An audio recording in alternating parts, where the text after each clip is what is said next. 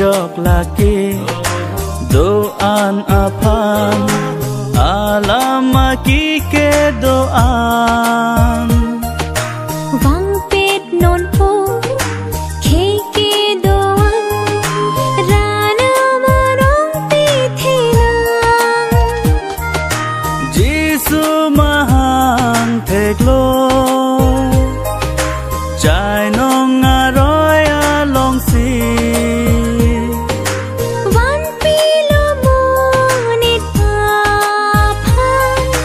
ki jok la pen ning kang sam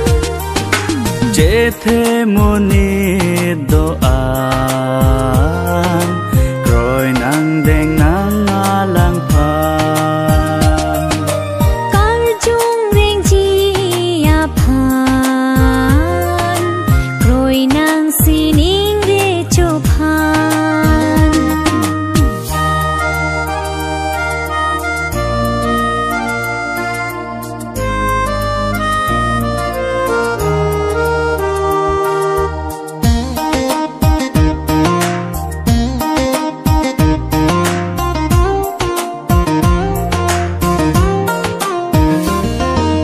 bin trong pin thi doan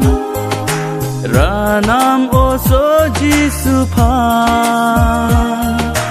kang thi re tha ning pe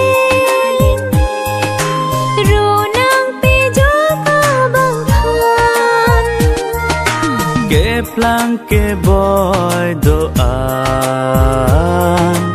anong pe the hur lo na Pima Cristo Jisu si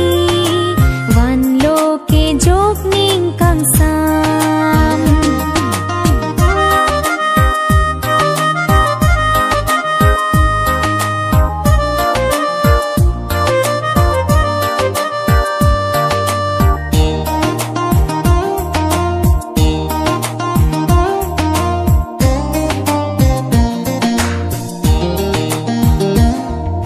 che pi bi hek pen deng lo na rung pang tui ji alang li kang hon pe thi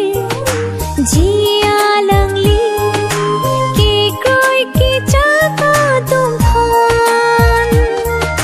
Jisu mahang theklo chai nong aroy along si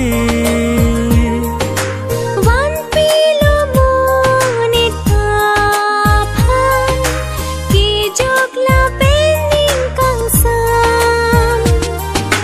che the muni doan